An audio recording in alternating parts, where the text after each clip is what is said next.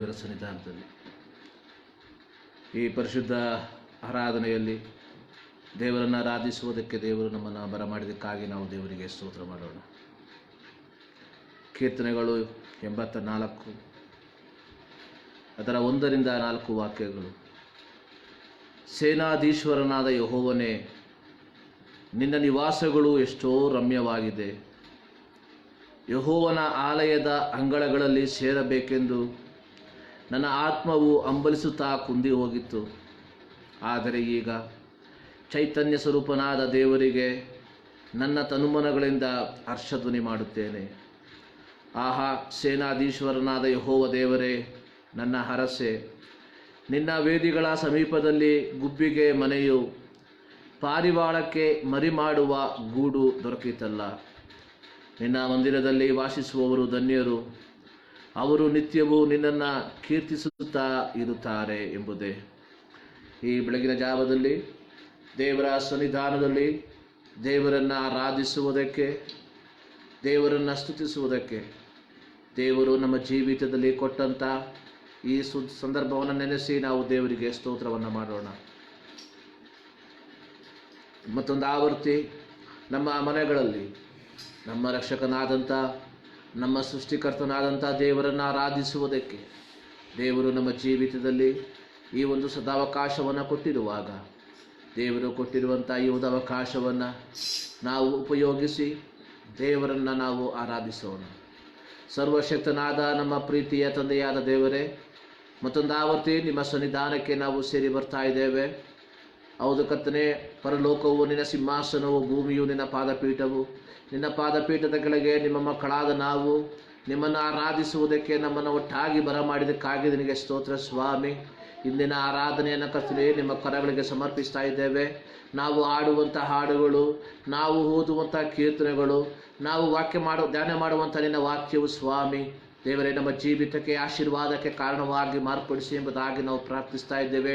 ಬಿಡಬೇಕಾಗಿರುವುದನ್ನು ಬಿಡುವುದಕ್ಕೆ, ಆರಿಸಿಕೊಳ್ಳಬೇಕಾಗಿರುವುದನ್ನು ಆರಿಸಿಕೊಳ್ಳುವುದಕ್ಕೆ ಈ ದಿನದಲ್ಲಿ ಸ್ವಾಮಿ ನಮ್ಮ ಜೀವಿತದಲ್ಲಿ ಕೃಪೆ ಮಾಡಿ ಎಂಬುದಾಗಿ ನಾವು ಪ್ರಾರ್ಥಿಸ್ತಾ ಇದ್ದೇವೆ ಸ್ವಾಮಿ. ಈ ಸಂದರ್ಭದಲ್ಲಿ ಕರ್ತನೆ, ನಮ್ಮ ಪಟ್ಟಣದ ವಿವಿಧ ಜಾಗಗಳಲ್ಲಿ, ವಿವಿಧ ಮನೆಗಳಲ್ಲಿ, ವಿವಿಧ ಆಲಯಗಳಲ್ಲಿ ನಡೆಯುವಂತಹ ಆರಾಧನೆಗಳನ್ನು ನಿಮ್ಮ ಕರಗಳಿಗೆ ಸಮರ್ಪಿಸ್ತಾ ಇದ್ದೇವೆ. ನಮ್ಮ ರಾಜ್ಯದಲ್ಲಿ ಕರ್ತನೆ ನಡೆಯುವಂತಹ ಆರಾಧನೆಗಳನ್ನು, ನಮ್ಮ ದೇಶದಲ್ಲಿ ನಡೆಯುವಂತಹ ಆರಾಧನೆಗಳನ್ನು ನಿಮ್ಮ ಕರಗಳಿಗೆ ಸಮರ್ಪಿಸುತ್ತಾ ಇದ್ದೇವೆ ಸ್ವಾಮಿ. ಇಂದಿನ ಆರಾಧನೆ ಕರ್ತನೆ ನಮ್ಮೆಲ್ಲರ ಜೀವಿತಕ್ಕೆ ಕರ್ತನೆ, ಅದಕ್ಕಿಂತಲೂ ಮಿಗಿಲಾಗಿ ನಮ್ಮ ದೇಶಕ್ಕೆ ಒಂದು ಆಶೀರ್ವಾದವಾಗಿ ನೀನು ಮಾರ್ಪಡಿಸಿ ಎಂಬುದಾಗಿ ನಾವು ಪ್ರಾರ್ಥಿಸುವಂಥವರಾಗಿದ್ದೇವೆ. ಮತ್ತೊಂದು ಆವರ್ತಿ ಕರ್ತನೆ, ಇಂದಿನ ಆರಾಧನೆಯನ್ನು ತಂದೆ, ಮಗ, ಪವಿತ್ರಾತ್ಮನ ನಾಮದಲ್ಲಿ ನಾವು ಆರಂಭಿಸುವರಾಗಿದ್ದೇವೆ. ಹೌದು ಕರ್ತನೆ, ತಂದೆ, ಮಗ, ಪವಿತ್ರಾತ್ಮನ ಸಾನ್ನಿಧ್ಯವನ್ನು ನಾವು ಅನುಭವಿಸುವಂತೆ ನೀನು ಕೃಪೆ ಮಾಡು. ಪ್ರಾರ್ಥನೆ ಕೇಳಿದಕ್ಕಾಗಿ ಸ್ತೋತ್ರ. ಯೇಸು ಕ್ರಿಸ್ತನ ಬುದ್ಧ ನಾಮದಲ್ಲಿ ಬೇಡಿ ಹೊಂದಿಕೊಳ್ಳುತ್ತೇವೆ ನಮ್ಮ ಪ್ರೀತಿಯ ತಂದೆಯೇ, ಆಮೇಲೆ. ಕೆಲವು ಹಾಡುಗಳನ್ನು ಹಾಡಿ ನಾವು ದೇವರನ್ನು ಮಹಿಮೆಪಡಿಸೋಣ. ಪ್ರಾರಂಭದಲ್ಲಿ ಒಂದು ಕನ್ನಡ ಹಾಡನ್ನು ಹಾಡಿ ನಾವು ದೇವರನ್ನು ಆರಾಧಿಸೋಣ. ಸುಂದರವಾದ ಮನೆಯಲ್ಲಿ ಜಯಗೀತವ ಹಾಡುವೆನು ಚೀಯೋನ ಮದಲಿಂಗನಿಗೆ ಎಂಬುವಂಥ ಹಾಡನ್ನು ಹಾಡಿ ನಾವು ದೇವರನ್ನು ಆರಾಧಿಸೋಣ. ಸುಂದರವಾದ ಮನೆಯಲ್ಲಿ ಜಯಗೀತವ ಹಾಡುವೆನು ಚೀಯೋನ್ ಮದಲಿಂಗನಿಗೆ ಎಂಬುವಂಥ ಹಾಡನ್ನು ಹಾಡಿ ದೇವರನ್ನು ನಾವು ಮಹಿಮೆಪಡಿಸೋಣ. ನಾವೆಲ್ಲರೂ ನಮ್ಮ ಕೈಗಳನ್ನು ತಟ್ಟಿ ಸ್ಪಷ್ಟವಾಗಿ ದೇವರನ್ನು ನಾವು ಆರಾಧಿಸೋಣ. ಸುಂದರವಾದ ಮನೆಯಲ್ಲಿ ಜಯ ಗೀತವ ಹಾಡುವೆವು ಚೀಯೋನ್ ಮದಲಿಂಗನಿಗೆ, ಚೀಯೋನ್ ಮದಲಿಂಗನಿಗೆ ಜಯ ಘೋಷ ಮಾಡಿ ಸ್ವರ್ಗದೋಳ್ ಸೇರಿ ಸಂಗೀತ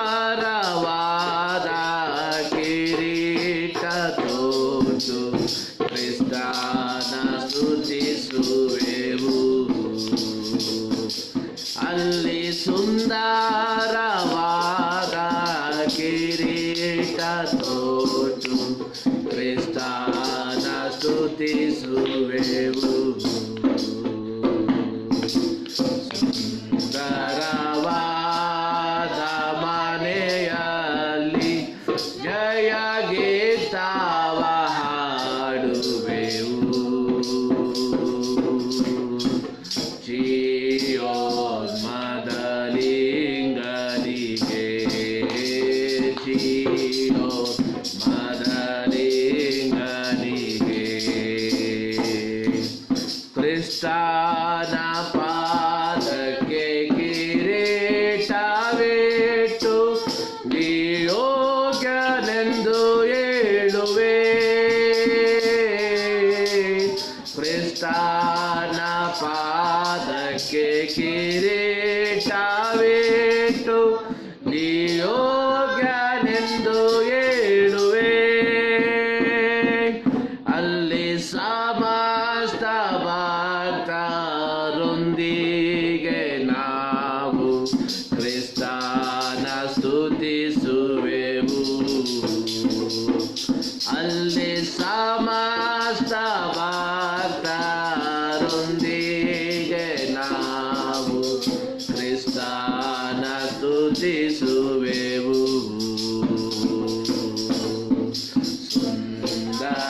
ಸುಂದರವಾದ ಮನೆ ಜಯ ಗೀತವ ಹಾಡುವೆವು ಜೀಯೋನ್ ಮದಲಿಂಗನಿಗೆ ಜೀಯೋನ್ ಮದಲಿಂಗನಿಗೆ ಬಹುಮಾನ ನಮಗೆ ರಕ್ಷಕ ಕೊಡುವ ಎಲ್ಲರ ಮಾಧ್ಯಗಳು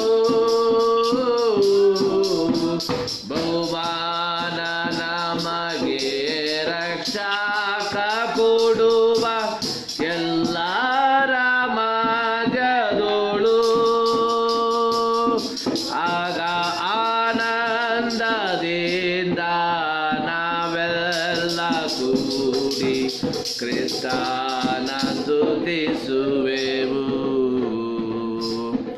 ಆಗ ಆನಂದದಿಂದ ನಾವೆಲ್ಲ ಕೂಡಿ ಕ್ರಿಸ್ತನ ಸ್ತುತಿಸುವೆವು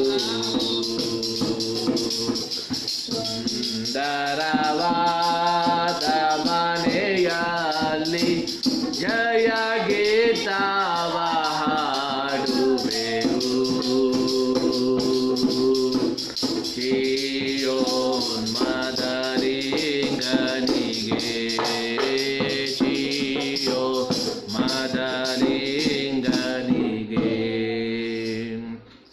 ಚಿನ್ನದ ಬೀದಿಯೋಳು ನಾವೆಲ್ಲ ನಡೆದು ಅಲ್ಲೇಲೂಯಾ ಹಾಡುವೆವು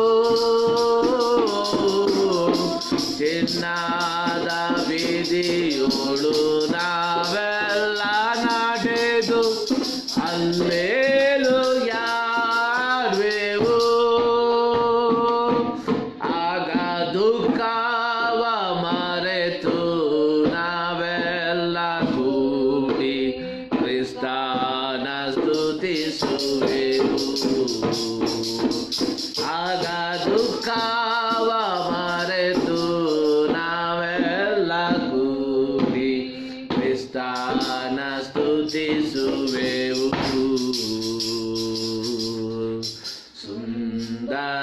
ಸುಂದರವಾದ ಮನೆ ಜಯ ಗೀತವ ಹಾಡುವೆವು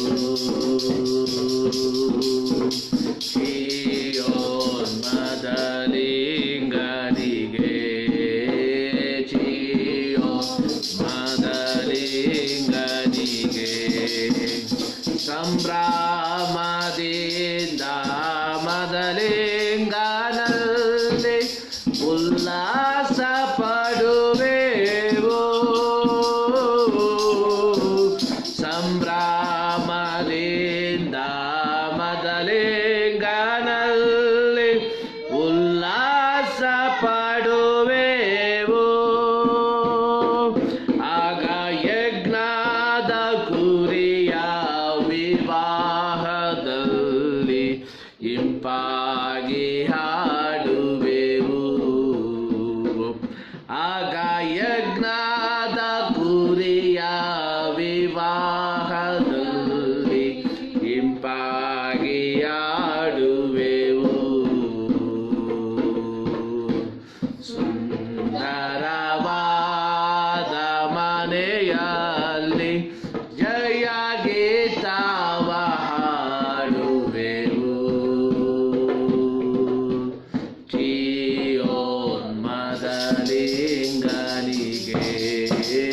ಚಿಯೋನ್ಮದಲಿಂಗನಿಗೆ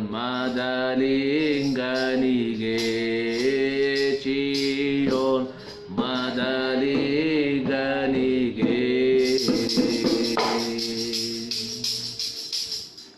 ಇಲ್ಲಿ ನಾವು ಆಡಿದ ರೀತಿಯಲ್ಲಿ ಸುಂದರವಾದ ಮನೆಯಲ್ಲಿ ಜಯಗೀತವ ಮಾಡುವೆವು ಚಿಯೋನ್ಮದಲಿಂಗನಿಗೆ.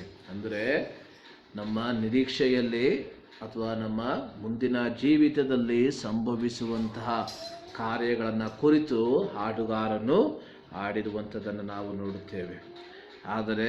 ಅಂದರೆ ಆ ಒಂದು ಅನುಭವ ನಮ್ಮ ಜೀವಿತದಲ್ಲಿ ನಾವು ಅನುಭವಿಸಬೇಕಾದರೆ ಈ ಲೋಕದ ಯಾತ್ರೆಯಲ್ಲಿ ನಾವು ಕ್ರಿಸ್ತನಿಗೆ ಮೆಚ್ಚುಗೆಯ ಜೀವಿತವನ್ನು ನಾವು ಜೀವಿಸುವಂಥದ್ದು ಬಹಳ ಪ್ರಾಮುಖ್ಯವಾಗಿರುವಂಥ ಒಂದು ವಿಚಾರ. ಈಗ ನಾವು ಒಂದು ತೆಲುಗು ಹಾಡನ್ನು ಹಾಡಿ ನಾವು ದೇವರನ್ನು ಮಹಿಮೆಪಡಿಸೋಣ. ಯೆಹೋವಾ నీ నామము ఎంతో ಬಲమైనది ಎಂಬುವಂಥ ಹಾಡನ್ನು ಹಾಡಿ ನಾವು ದೇವರನ್ನು ಆರಾಧಿಸೋಣ.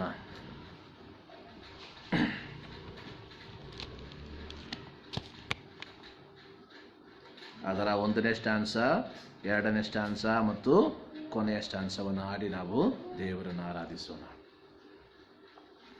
ಯೆಹೋವಾ నీ నామము ఎంతో బలమైనది, ఎంతో బలమైనది, ఎంతో బలమైనది. యెహోవా నీ నామము ఎంతో బలమైనది, ఎంతో బలమైనది, ఎంతో బలమైనది. మోషే ప్రార్థించగా మన్నాను కురిపించితివి. మోషే ప్రార్థించగా మన్నాను కురిపించితివి. యేషువా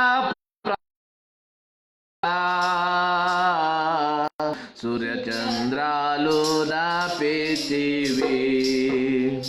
యేషువా ప్రార్థించగా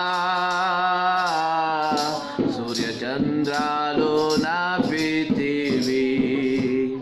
యెహోవా నీ నామము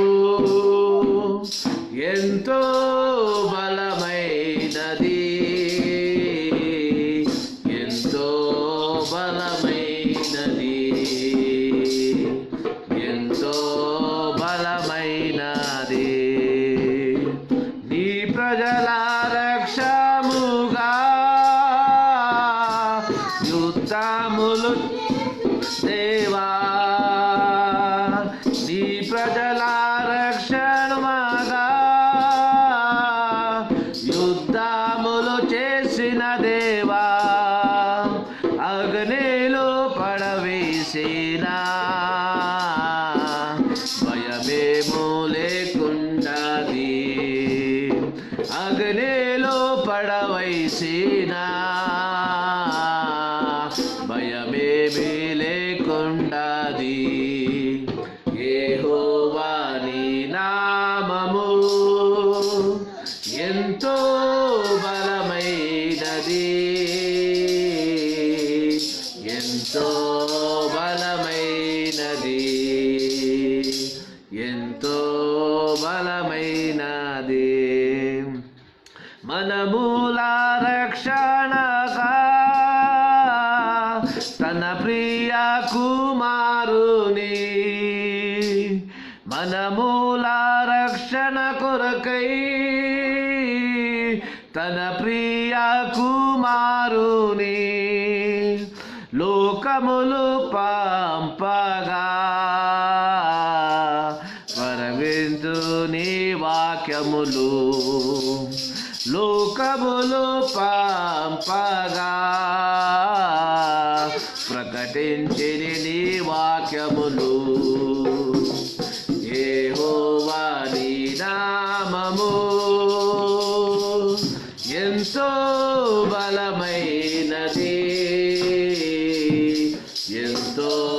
ಬಲಮೈನದಿ, ಎಂತೋ ಬಲಮೈನದಿ. ಯೆಹೋವಾ ನಿನ್ನ ನಾಮವು ಎಷ್ಟೋ ಬಲವುಳ್ಳದು, ಎಷ್ಟೋ ಬಲವುಳ್ಳದು, ಎಷ್ಟೋ ಬಲವುಳ್ಳದು. ಮೋಶೆ ಪ್ರಾರ್ಥಿಸಿದಾಗ ಮನ್ನಾವ ಸುರಿಸಿದೆ ದೇವ, ಮೋಶೆ ಪ್ರಾರ್ಥಿಸಿದಾಗ ಮನ್ನಾವ ಸುರಿಸಿದ ದೇವ. ಯೆಹೋಶುವ ಪ್ರಾರ್ಥಿಸಿದಾಗ ಸೂರ್ಯಚಂದ್ರರ ನಿಲ್ಲಿಸಿದೆ. ಯೆಹೋಶುವ ಪ್ರಾರ್ಥಿಸಿದಾಗ ಸೂರ್ಯಚಂದ್ರರ ನಿಲ್ಲಿಸಿದೆ. ಯೆಹೋವಾ ನಿನ್ನ ನಾಮವು ಎಷ್ಟೋ ಬಲವುಳ್ಳದು, ಎಷ್ಟೋ ಬಲವುಳ್ಳದು, ಎಷ್ಟೋ ಬಲವುಳ್ಳದು. ನಿನ್ನ ಪ್ರಜೆಯ ರಕ್ಷಣೆಗೆ ಯುದ್ಧವ ಮಾಡಿದ ದೇವ, ನಿನ್ನ ಪ್ರಜೆಯ ರಕ್ಷಣೆಗೆ ಯುದ್ಧವ ಮಾಡಿದ ದೇವ. ಅಗ್ನಿಯಲ್ಲಿ ಹಾಕಿದರು ನಾವು ಹೆದರುವುದಿಲ್ಲ, ಅಗ್ನಿಯಲ್ಲಿ ಹಾಕಿದರು ನಾವು ಹೆದರುವುದಿಲ್ಲ. ಯೆಹೋವಾ ನಿನ್ನ ನಾಮವು ಎಷ್ಟೋ ಬಲವುಳ್ಳದು, ಎಷ್ಟೋ ಬಲವುಳ್ಳದು, ಎಷ್ಟೋ ಬಲವುಳ್ಳದು. ಮನುಷ್ಯರ ರಕ್ಷಣೆಗಾಗಿ ನಿನ್ನ ಪ್ರಿಯ ಕುಮಾರನ, ಮನುಷ್ಯರ ರಕ್ಷಣೆಗಾಗಿ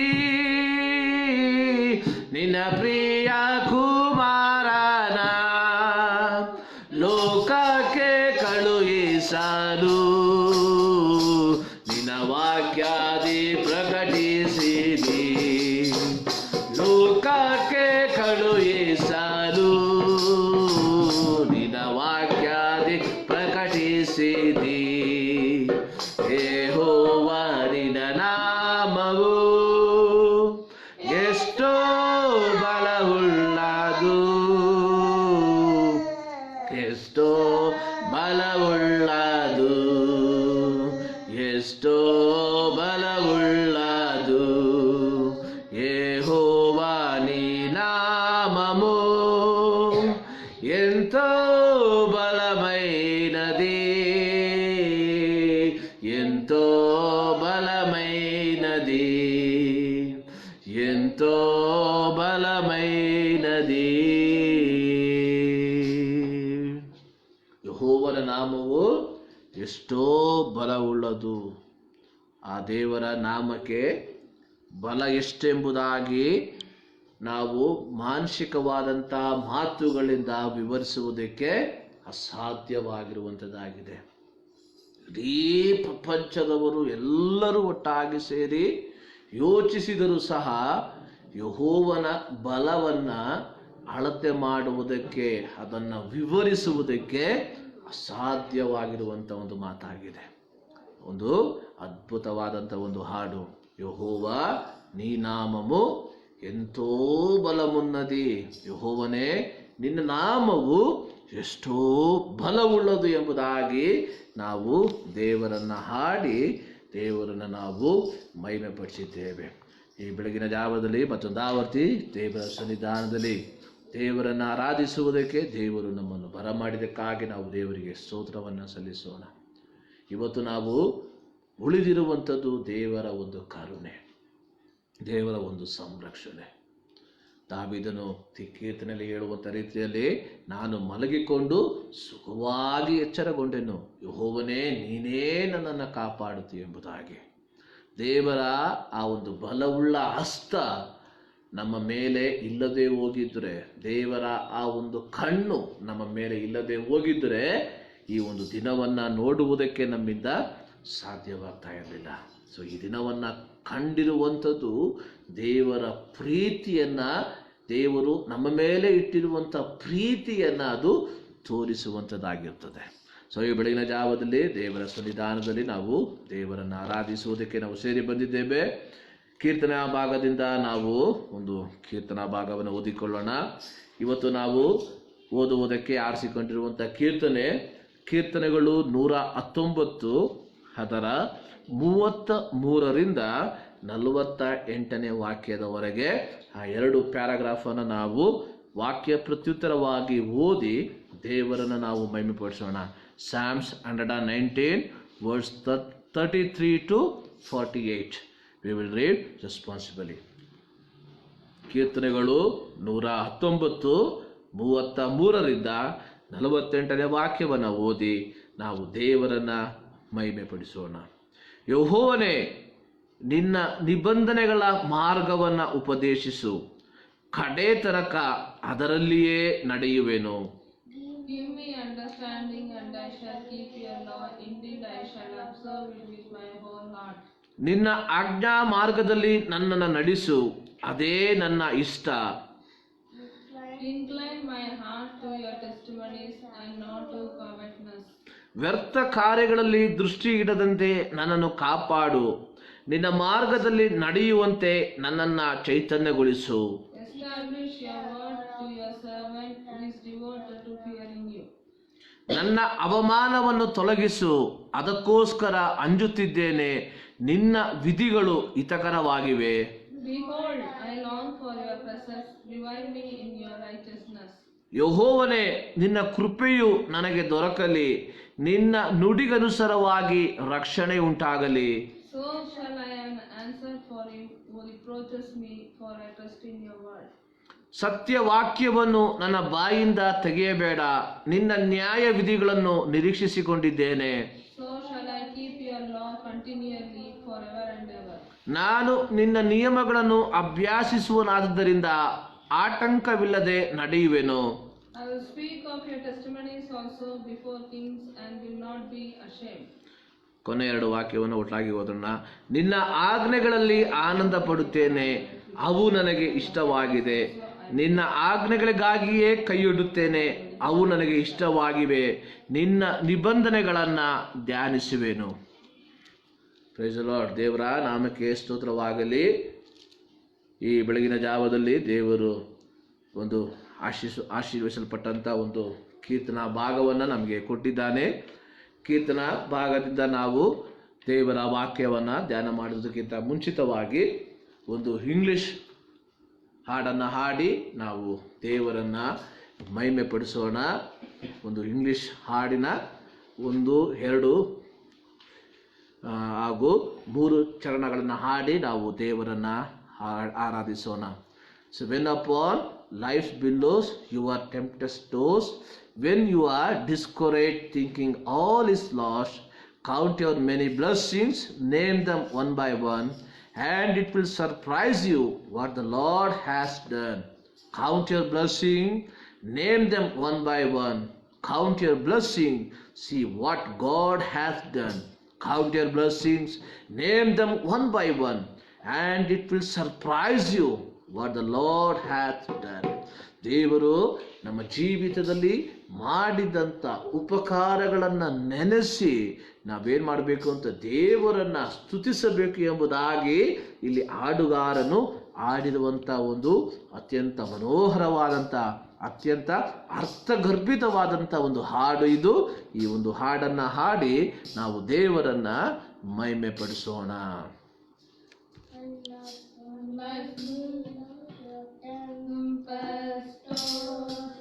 When you are discouraged thinking all is lost, count your many blessings. blessings, name them one by one.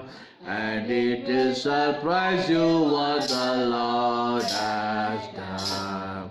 Count your blessings, name them one by one. Count your blessings, see what God has done.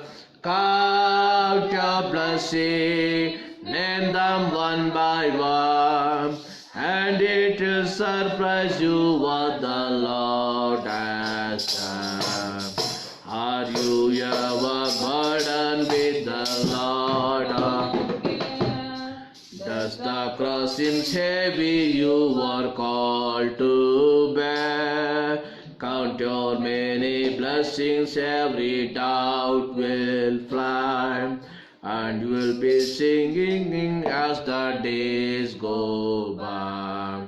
Count your blessings, name them one by one. Count your blessings, see what God has done. Count your blessings, name them one by one.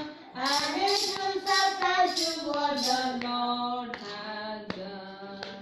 When you look at others with their lands and gold, think that Christ has promised you wealth untold. Count your many blessings money cannot buy, your reward in heaven or your home on earth. Count your blessings in the one by one.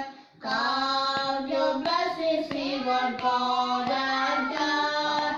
Count your blessings, name them one by one, and it will surprise you what the Lord has done.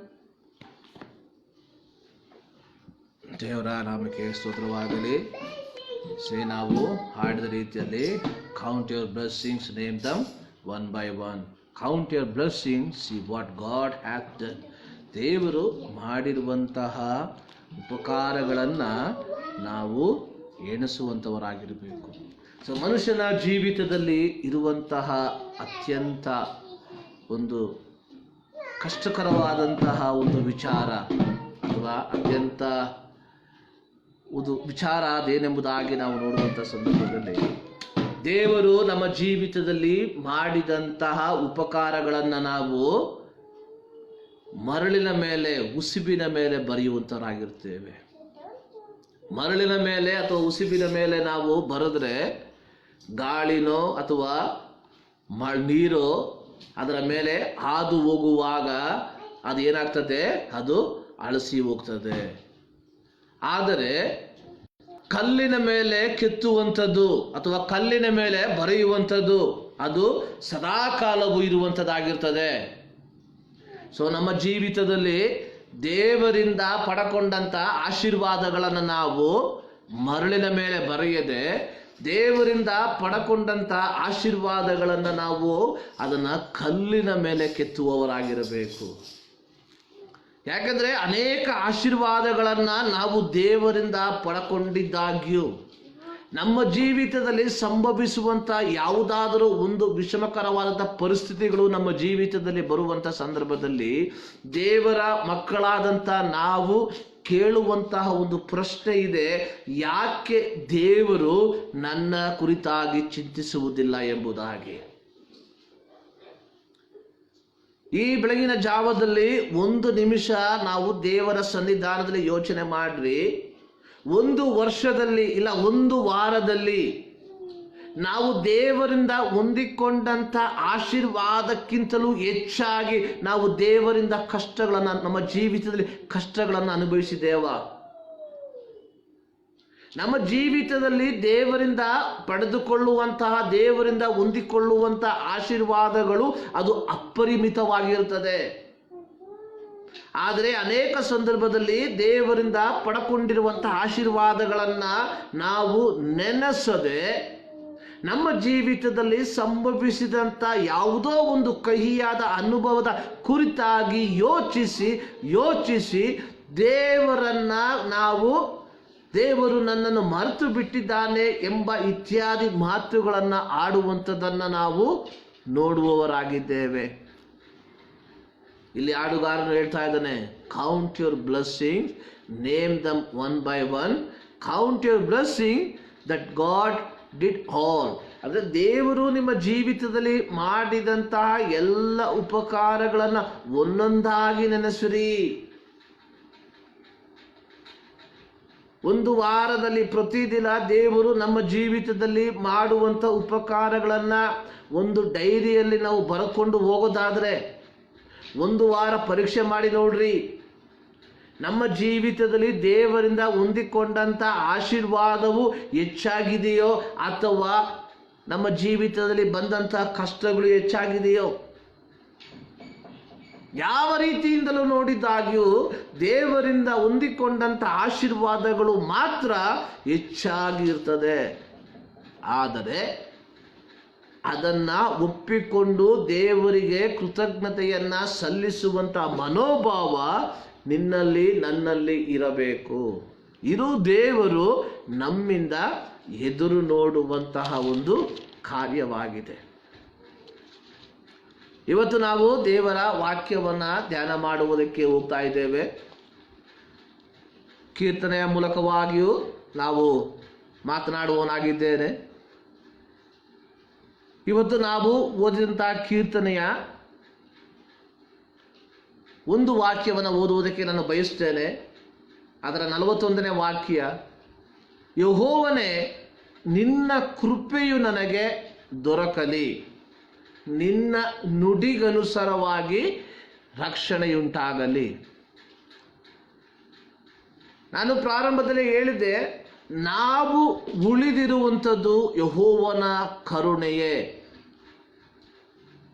ದೇವರ ವಾಕ್ಯದಲ್ಲಿ ಪ್ರವಾದನ ಪುಸ್ತಕದ ಈ ರೀತಿ ಬರೆಯಲ್ಪಟ್ಟಿದೆ, ನಾವು ಉಳಿದಿರುವುದು ಯೆಹೋವನ ಕರುಣೆಯೇ, ಆತನ ಕೃಪಾವರಗಳು ಎಂದಿಗೂ ನಿಂತು ಹೋಗುವುದಿಲ್ಲ. ಇವತ್ತು ನಮ್ಮ ಕುಟುಂಬವನ್ನು ನೋಡಿ ನಾವು ದೇವರಿಗೆ ಕೃತಜ್ಞತೆಯನ್ನು ಸಲ್ಲಿಸುವುದಕ್ಕೆ ಬಾಧ್ಯಸ್ಥರಾಗಿದ್ದೇವೆ. ಯಾಕೆಂದರೆ ಕಳೆದ ರಾತ್ರಿ ನಾವು ನಿದ್ರಿಸಿ ಈ ಸುದಿನವನ್ನು ಕಾಣುವಂಥ ಸಂದರ್ಭದಲ್ಲಿ ನಮ್ಮ ಕುಟುಂಬದ ಎಣಿಕೆಯಲ್ಲಿ ಯಾವುದು ಕಮ್ಮಿಯಾಗದೆ ದೇವರು ನಮ್ಮನ್ನು, ನಮ್ಮ ಕುಟುಂಬವನ್ನು ಕಾಪಾಡಿರುವಂತಹ ವಿಧಾನಗಳಿಗೆ ಅನುಗುಣವಾಗಿ ನೀನು ನಾನು ದೇವರಿಗೆ ಕೃತಜ್ಞತೆಯನ್ನು ಸಲ್ಲಿಸುವುದಕ್ಕೆ ಬಾಧ್ಯಸ್ಥರಾಗಿದ್ದೇವೆ. ದೇವರನ್ನ ನಾವು ಸ್ತುತಿಸುವಂಥದ್ದು, ದೇವರನ್ನ ನಾವು ಆರಾಧಿಸುವಂಥದ್ದು ನಾವು ಏನು ಹೆಚ್ಚಾಗಿ ದೇವರಿಗೆ ಕೊಡುವಂತಹ ಒಂದು ಯಾವುದೇ ಕಾರ್ಯವಲ್ಲ. ಬದಲಾಗಿ ನೀನು ನಾನು ಕಳೆದ ವಾರ ದೇವರಿಂದ ಹೊಂದಿಕೊಂಡಂಥ ಆಶೀರ್ವಾದಗಳನ್ನು ನೆನೆಸಿ ಕೃತಜ್ಞತೆಯಿಂದ ದೇವರಿಗೆ ಸಲ್ಲಿಸುವಂಥದ್ದಾಗಿದೆ ಆರಾಧನೆ ಅನ್ನುವಂಥದ್ದು. ನಾನು 2 ತಾಸು ಅಥವಾ 3 ತಾಸು ದೇವರ ಸನ್ನಿಧಾನದಲ್ಲಿ ಕೂತುಕೊಂಡು ನನ್ನ 3 ತಾಸುಗಳನ್ನು ದೇವರಿಗೆ ಕೊಟ್ಟೆ ಎಂಬುದಾಗಿ ಹೇಳುವುದಕ್ಕೆ ನಿನಗೂ ನನಗೂ ಯಾವ ಅಧಿಕಾರವೂ ಇಲ್ಲ. ಯಾಕೆಂದರೆ ದೇವರು ನಮ್ಮನ್ನು ಜೀವ ಸಮೇತ ಇಟ್ಟಿದ್ದರ ಫಲವಾಗಿಯೇ ನೀನು ನಾನು ಈ ಸಂದರ್ಭದಲ್ಲಿ ಈ ಕ್ಷಣದಲ್ಲಿ ಜೀವದಿಂದ ಈ ಲೋಕದಲ್ಲಿ ಜೀವಿಸ್ತಾ ಇದ್ದೇವೆ. ನಾವು ಉಸಿರಾಡುವಂಥ ಉಸಿರು ನಮ್ಮ ದೇವರು ನಮಗೆ ಕೊಟ್ಟಿರುವಂಥ ದಾನವಾಗಿದೆ. ನಮ್ಮ ಕುಟುಂಬ ವರ್ಗದವರನ್ನು ನಮ್ಮ ಕುಟುಂಬದಲ್ಲಿ ಯಾವ ಒಂದು ಎಣಿಕೆಯು ಕಮ್ಮಿಯಾಗದಂತೆ ದೇವರು ನಿನ್ನನ್ನು ಕಾಪಾಡಿರುವುದರಿಂದ ಈ ಬೆಳಗಿನ ಜಾವದಲ್ಲಿ ದೇವರ ಸನ್ನಿಧಾನದಲ್ಲಿ ದೇವರನ್ನು ಸ್ತುತಿಸುವುದಕ್ಕೆ, ದೇವರನ್ನು ಆರಾಧಿಸುವುದಕ್ಕೆ ನಾವೆಲ್ಲರೂ ಬಾಧ್ಯಸ್ಥರಾಗಿದ್ದೇವೆ ಎಂಬುವಂಥದ್ದನ್ನು ನಾವು ಮರಿಬಾರದು. ಅನೇಕ ಸಂದರ್ಭಗಳಲ್ಲಿ ನಾವು ದೇವರನ್ನು ಆರಾಧಿಸುವಂಥದ್ದು ನಾವು ದೇವರಿಗೆ ಹೆಚ್ಚಾಗಿ ಕೊಡುವ ರೀತಿಯಲ್ಲಿ ಆಗಿರ್ತದೆ. ಆದರೆ ಪ್ರಿಯ ದೇವರ ಮಕ್ಕಳೇ, ದೇವರಿಂದ ಹೊಂದಿಕೊಂಡಂಥ ಆಶೀರ್ವಾದಗಳನ್ನು ನೀನು ನಾನು ಮರೆಯಬಾರದು.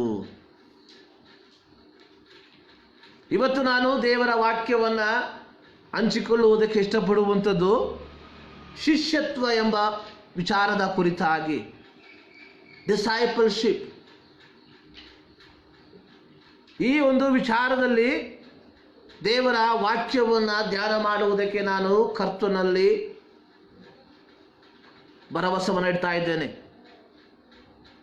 ಸ್ನಾನಿಕನಾದ ಯೋಹಾನನ ಸುವಾರ್ತೆ 3ನೇ ಅಧ್ಯಾಯ ಅದರ 20ನೇ ವಾಕ್ಯದಲ್ಲಿ ಈ ರೀತಿಯಾಗಿ ಬರೆದಿದ್ದಾನೆ, ಆತನು ವೃದ್ಧಿಯಾಗಬೇಕು, ನಾನು ಕಡಿಮೆಯಾಗಬೇಕು ಎಂಬುದಾಗಿ. ಇದು ಯೋಹಾನನ ಒಂದು ಮನೋಭಾವವಾಗಿತ್ತು.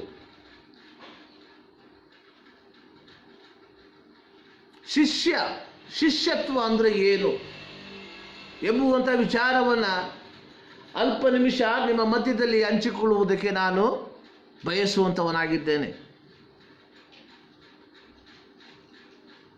ಒಮ್ಮೆ ಒಬ್ಬ ಗುರು ತನ್ನ ಶಿಷ್ಯನನ್ನು ಕರೆದು ಅವನ ಕಿವಿಯಲ್ಲಿ ಒಂದು ಮಂತ್ರವನ್ನು ಉಚ್ಚರಿಸಿದರು. ನಂತರ ಆ ಗುರು ತನ್ನ ಶಿಷ್ಯನಿಗೆ,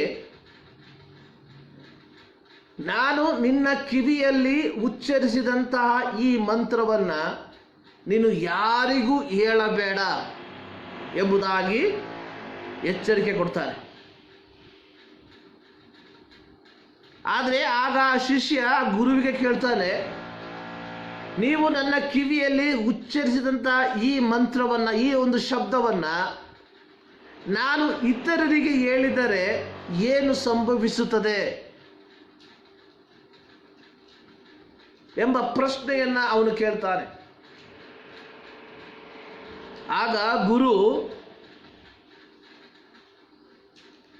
ಈ ರೀತಿಯಾಗಿ ಹೇಳ್ತಾನೆ, ನಾನು ನಿನ್ನ ಕಿವಿಯಲ್ಲಿ ಹೇಳಿರುವಂತಹ ಈ ಒಂದು ಶಬ್ದವನ್ನು, ಈ ಒಂದು ಮಾತನ್ನು ನೀನು ಬೇರೆಯವರಿಗೆ ಹೇಳುವಾಗ ಯಾರು ಇದನ್ನು ಕೇಳ್ತಾರೆ ಅವರ ಜೀವಿತದಲ್ಲಿ ಬಿಡುಗಡೆ ಆಗ್ತದೆ, ಅವರ ಜೀವಿತದಲ್ಲಿ ಆಶೀರ್ವಾದಗಳು ಬರ್ತದೆ.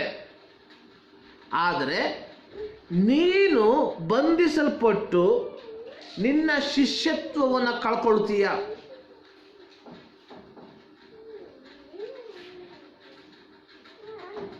ತಕ್ಷಣವಾಗಿ ಈ ಶಿಷ್ಯ ಏನು ಮಾಡ್ದ, ಅಲ್ಲಿರುವಂಥ ಒಂದು ಮಾರ್ಕೆಟಿಗೆ, ಒಂದು ಸಂತೆಗೆ ಹೋಗಿ ಗುರು ಹೇಳಿದಂತಹ ಆ ಶಬ್ದವನ್ನು ಆ ಮಾರುಕಟ್ಟೆಯಲ್ಲಿ ಬಂದಿರುವಂಥ ಪ್ರತಿಯೊಬ್ಬರು ಕೇಳುವಂತೆ ಬಹಳ ದೊಡ್ಡ ಧ್ವನಿಯಲ್ಲಿ ಅದನ್ನು ಉಚ್ಚರಿಸಿದ, ಅದನ್ನು ಹೇಳ್ದ. ಆದರೆ ನಂತರವಾಗಿ ಈ ಶಿಷ್ಯನು ಬಂದು ಗುರುವಿಗೆ ನಡೆದ ವಿಚಾರವನ್ನು ತಿಳಿಸ್ತಾನೆ. ಮತ್ತು ಗುರುವಿಗೆ ಹೇಳ್ತಾನೆ, ಈ ಜನರನ್ನು ಸಮಾಜದಿಂದ ನೀನು ಹೊರಗಾಕಬೇಕು ಎಂಬುದಾಗಿ ಒತ್ತಾಯಿಸುತ್ತಾನೆ. ಯಾಕೆಂದರೆ ನಾನು ಹೇಳಿದಂತಹ ಈ ಮಾತನ್ನು ಯಾರೂ ಕೇಳಲಿಲ್ಲ. ಆಗ ಗುರು ಮುಗುಳ್ನಕ್ಕು, ನಾನು ಕಲಿಸುವ ಯಾವ ಕಾರ್ಯಗಳು ಈ ಜನರಿಗೆ ಬೇಡವಾಗಿದೆ, ಆದರೆ ಈ ಶಿಷ್ಯನ ಕಾರ್ಯವು ತಾನು ಒಬ್ಬ ಗುರುವಾಗಿದ್ದಾನೆ ಎಂಬುದು ತೋರಿಸಿಕೊಟ್ಟಿತು. ಒಬ್ಬ ನಿಜವಾದ ಶಿಷ್ಯನ ಗುಣಗಳು, ಅವುಗಳಲ್ಲಿ ಅತ್ಯಂತ ಪ್ರಾಮುಖ್ಯವಾಗಿರುವಂಥ ಒಂದು ಗುಣ, ತಾನು ಕಲಿತಂಥದ್ದನ್ನು ಇತರರಿಗೆ ಕಲಿಸುವಂಥದ್ದಾಗಿದೆ. ಶಿಷ್ಯನ ಗುಣಲಕ್ಷಣಗಳಲ್ಲಿ ಅತ್ಯಂತ ಪ್ರಾಮುಖ್ಯವಾಗಿರುವಂಥ ಒಂದು ಗುಣಲಕ್ಷಣ ಏನೆಂದರೆ, ತಾನು ಕಲಿತಿರುವಂಥದ್ದನ್ನು ಇತರರಿಗೆ ಕಲಿಸುವಂಥದ್ದು. ಅಪೊಸ್ತಲನಾದ ಪೌಲನು ತಿಮೋತಿಯನಿಗೆ ಬರೆಯುವಂಥ ಸಂದರ್ಭದಲ್ಲಿ 2 ತಿಮೋತಿ 2ನೇ ಅಧ್ಯಾಯ ಅದರ ಪ್ರಾರಂಭದ 2 ವಾಕ್ಯಗಳಲ್ಲಿ ಈ ರೀತಿಯಾಗಿ ಬರೆದಿರುವಂಥದ್ದನ್ನು ನಾವು ನೋಡುತ್ತೇವೆ. ಅದೇನೆಂದರೆ, ನನ್ನ ಮಗನೇ, ನೀನು ಕ್ರಿಸ್ತ ಯೇಸುವಿನಲ್ಲಿರುವ ಕೃಪೆಯಿಂದ ಬಲ ಹೊಂದಿದವನಾಗು. ನೀನು ನನ್ನಿಂದ ಅನೇಕ ಸಾಕ್ಷಿಗಳ ಮುಂದೆ ಕೇಳಿದ ಉಪದೇಶವನ್ನು ಇತರರಿಗೆ ಬೋಧಿಸಶಕ್ತರಾದ ನಂಬಿಗಸ್ತ ಮನುಷ್ಯರಿಗೆ ಒಪ್ಪಿಸಿಕೊಡು ಎಂಬುದಾಗಿ. ಇಲ್ಲಿ ತಿಮೋತಿಯನು ಅಪೊಸ್ತಲನಾದ ಪೌಲನ ಶಿಷ್ಯನಾಗಿದ್ದನು. ಅಂದರೆ ಪೌಲನ ಸೇವೆಯ ಮೂಲಕ ರಕ್ಷಿಸಲ್ಪಟ್ಟಂತ ಯೌವನಸ್ಥನಾಗಿದ್ದನು ಈ ತಿಮೋತಿ. ಈ ತಿಮೋತಿ ಪೌಲನ ಮೂಲಕವಾಗಿ ಯೇಸು ಕ್ರಿಸ್ತನ ಸುವಾರ್ತೆಯನ್ನ ಚೆನ್ನಾಗಿ ಅರ್ಥ ಮಾಡಿಕೊಂಡಿದ್ದನು. ಈ ರೀತಿ ಯೇಸುವಿನ ಸುವಾರ್ತೆಯನ್ನ ಅರ್ಥ ಮಾಡಿಕೊಂಡಂತಹ ಈ ತಿಮೋತಿಗೆ ಅವನ ಆತ್ಮಿಕ ತಂದೆಯಾದಂತಹ ಪೌಲನು ಹೇಳುವಂಥದ್ದು, ನೀನು ಕ್ರಿಸ್ತ ಯೇಸುವಿನಲ್ಲಿರುವ ಕೃಪೆಯಿಂದ ಬಲ ಹೊಂದಿದವನಾಗು. ಮೊದಲು ಕೇಳಿದಂಥ ಉಪದೇಶಕ್ಕೆ ಶಿಷ್ಯನು ಬಲವನ್ನು ಹೊಂದುವವನಾಗಿರಬೇಕು. ಅಲ್ಲಿಗೆ ಮಾತ್ರವಲ್ಲ,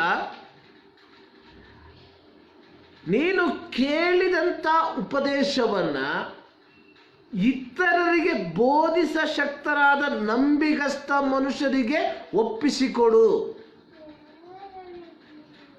ಇಲ್ಲಿ ಶಿಷ್ಯನ ಕೆಲಸ ಶಿಷ್ಯರನ್ನ ಉಂಟು ಮಾಡುವಂಥದ್ದಾಗಿರ್ತದೆ. ನಾವು ಪ್ರಾರಂಭದ ಕಥೆಯಲ್ಲಿ ಕೇಳಿದ ರೀತಿಯಲ್ಲಿ ಗುರು ತನ್ನ ಶಿಷ್ಯನಿಗೆ ಒಂದು ವಿಚಾರವನ್ನು ಹೇಳ್ದ. ಆ ವಿಚಾರವನ್ನು ಕೇಳಿದಂಥ ಶಿಷ್ಯ ಇತರರಿಗೆ ಬೋಧಿಸಿದ. ಯಾವಾಗ ಈ ಶಿಷ್ಯ ಇತರರಿಗೆ ಬೋಧಿಸಿದನೋ ಆಗ ಈ ಶಿಷ್ಯ ಗುರುವಾಗಿ ಮಾರ್ಪಟ್ಟ.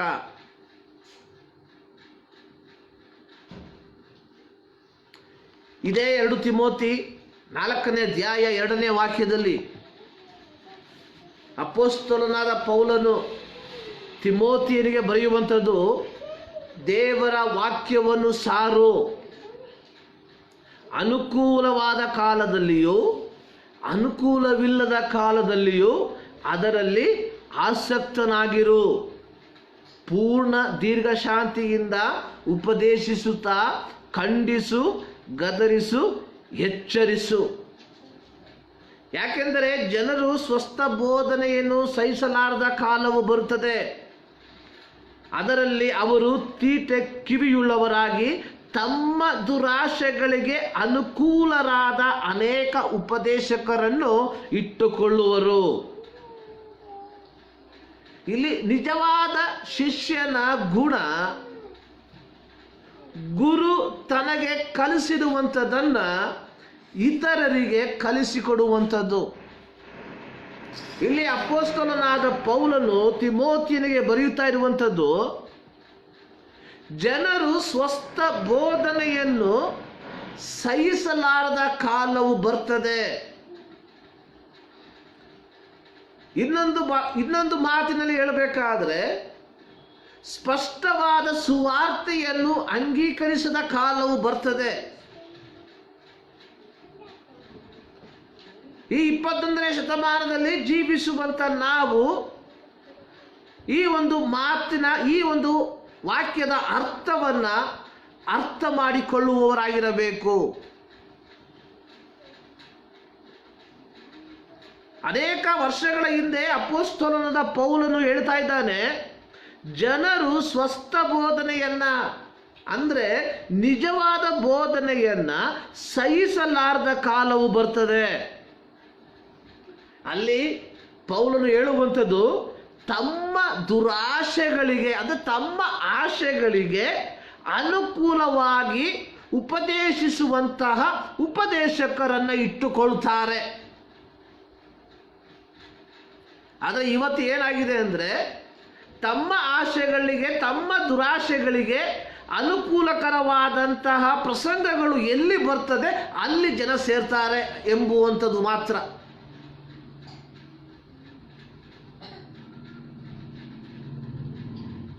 ಪ್ರಿಯ ದೇವರ ಮಕ್ಕಳೇ, ನಾವು ಕೇಳುವಂಥ ಉಪದೇಶ ಅದು ಸ್ವಸ್ಥಪಡಿಸುವಂಥ ಉಪದೇಶವಾಗಿದ್ದೀಯಾ?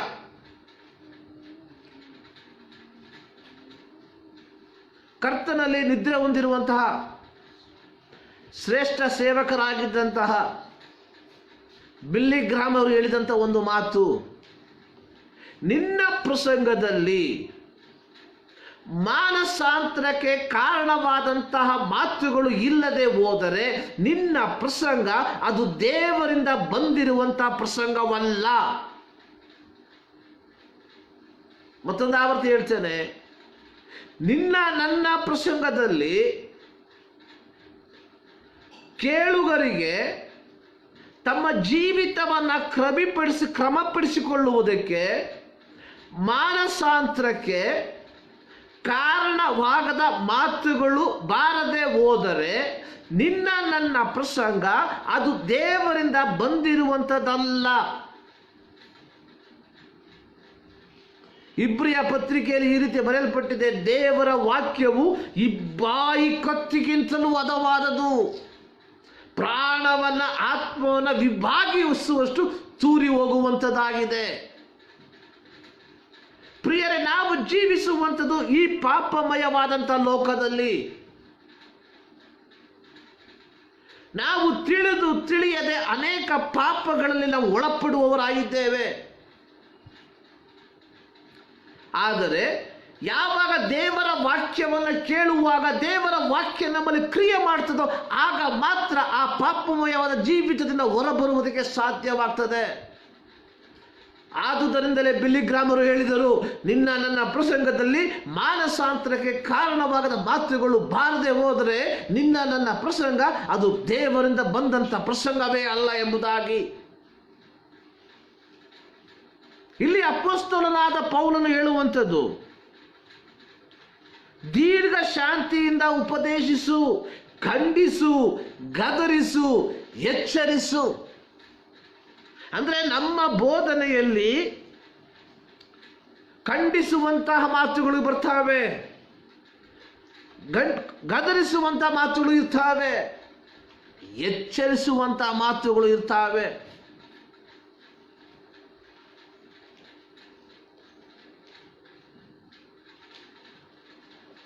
ದೇವರ ವಾಕ್ಯದಲ್ಲಿ ನಾವು ನೋಡುವಂಥದ್ದು, ಯೆಹೆಜ್ಕೇಲನ ಪುಸ್ತಕದಲ್ಲಿ ಸರ್ವಶಕ್ತನಾದ ದೇವರು ಯೆಹೆಜ್ಕೇಲ್ ಪ್ರವಾದಿ ಹೇಳುವಂಥ ಮಾತು, ನಾನು ನಿನ್ನನ್ನು ಇಸ್ರಾಯೇಲ್ ಜನರಿಗೆ ಕಾವಲುಗಾರನನ್ನಾಗಿ ನೇಮಿಸಿದ್ದೇನೆ ಎಂಬುದಾಗಿ. ಇಲ್ಲಿ ಅಪೊಸ್ತಲನಾದ ಪೌಲನು ಹೇಳುವಂಥದ್ದು, ದೇವರ ವಾಕ್ಯವನ್ನು ನಾವು ಸಾರುವಂಥವರಾಗಿರಬೇಕು. ಅಂದರೆ ಪೌಲನ ಶಿಷ್ಯನಾದಂತಹ ತಿಮೋತಿಗೆ ಗುರುವಾದಂತಹ ಪೌಲನು ಹೇಳ್ತಾ ಇದ್ದಾನೆ, ನೀನು ಕೇವಲ ನನ್ನಿಂದ ಕಲಿತಂಥದನ್ನು ಕೇಳುವವನು ಮಾತ್ರವಾಗಿ ಮಾರ್ಪಡದೆ ಇತರರಿಗೆ ಬೋಧಿಸುವುದಕ್ಕೆ ನೀನು ಸಹ ಶಕ್ತನಾಗಿರಬೇಕು ಎಂಬುದಾಗಿ. ಇದು ಪ್ರತಿಯೊಬ್ಬ ದೇವರ ಮಗಳ ಕರ್ತವ್ಯವಾಗಿದೆ. ನೀನು ನಾನು ತಿಳಿದುಕೊಂಡಂತಹ ಈ ಶುಭ ವರ್ತಮಾನವನ್ನು ಇತರರಿಗೆ ತಿಳಿಸುವುದಕ್ಕೆ ನಾವು ಬಾಧ್ಯಸ್ಥರಾಗಿದ್ದೇವೆ. ಶಿಷ್ಯಸುದ ಕುರಿತಾಗಿ ಹೊಸ ಒಡಂಬಡಿಕೆಯಲ್ಲಿ ಬರೆದಿರುವಂಥದ್ದನ್ನು ನಾವು ನೋಡುತ್ತೇವೆ. ಪ್ರತ್ಯೇಕವಾಗಿ ಯೇಸುವಿನ ಕಡೆಯ ಮಾತಿನಲ್ಲಿ, ಅಂದರೆ ಯೇಸು ಪರಲೋಕಕ್ಕೆ ಒಯ್ಯಲ್ಪಡುವುದಕ್ಕಿಂತ ಮುಂಚಿತವಾಗಿ ತನ್ನ ಶಿಷ್ಯರಿಗೆ ಹೇಳಿದಂತಹ ಒಂದು ಮಾತು ಮತ್ತಾಯನ ಸುವಾರ್ತೆ 28ನೇ ಅಧ್ಯಾಯ ಅದರ 19ನೇ ವಾಕ್ಯದಲ್ಲಿ ಬರೆಯಲ್ಪಟ್ಟಿದೆ. ಅಲ್ಲಿ ಈ ರೀತಿ ಬರೆಯಲ್ಪಟ್ಟಿದೆ, ಆದುದರಿಂದ ನೀವು ಹೊರಟು ಹೋಗಿ ಎಲ್ಲ ದೇಶಗಳ ಜನರನ್ನು ನನ್ನ ಶಿಷ್ಯರನ್ನಾಗಿ ಮಾಡಿರಿ ಎಂಬುದಾಗಿ.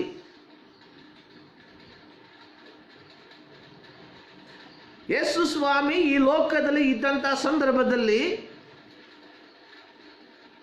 ಈ 12 ಜನರು ಯೇಸುವನ್ನ ಹಿಂಬಾಲಿಸಿ ಯೇಸು ಹೇಳುವಂಥದ್ದನ್ನ, ಯೇಸು ಮಾಡುವಂಥದ್ದನ್ನ ಆತನಿಂದ ಕಲಿತುಕೊಳ್ತಾ ಇದ್ರು. ಆದರೆ ಯೇಸು ತನ್ನ ಸೇವೆಯನ್ನು, ಈ ಲೋಕದ ತನ್ನ ಸೇವೆಯನ್ನು ಮುಗಿಸಿ ಪರಲೋಕಕ್ಕೆ ಒಯ್ಯಲ್ಪಡುವಂಥ ಸಂದರ್ಭದಲ್ಲಿ ಆ ಶಿಷ್ಯಂದರಿಗೆ ಹೇಳ್ತಾ ಇದ್ದಾನೆ, ನೀವು ಇನ್ನೂ ಶಿಷ್ಯರಾಗಿ ಮಾತ್ರ ಇರುವಂಥದ್ದಲ್ಲ, ನೀವು ನನ್ನಿಂದ ಕಲಿತಿರುವಂಥದ್ದನ್ನು ಇತರರಿಗೆ ನೀವು ಬೋಧಿಸಬೇಕು ಎಂಬುದಾಗಿ.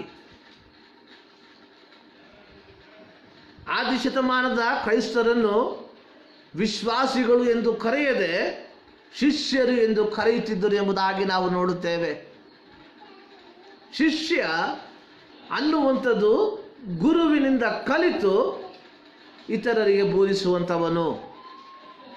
ಅಪೊಸ್ತಲರ ಕೃತ್ಯ 6ನೇ ಅಧ್ಯಾಯ 1ನೇ ವಾಕ್ಯದಲ್ಲಿ ನಾವು ನೋಡುತ್ತೇವೆ, ಆ ದಿವಸಗಳಲ್ಲಿ ಶಿಷ್ಯರು ಹೆಚ್ಚುತ್ತಾ ಬರಲಾಗಿ. ಅಂದರೆ ಪಂಚಾಶತಮ ದಿನದ ನಂತರವಾಗಿ ಸಂಭವಿಸಿದಂಥ ಕಾರ್ಯವು ನಮ್ಮೆಲ್ಲರಿಗೂ ಚೆನ್ನಾಗಿ ಗೊತ್ತಿದೆ.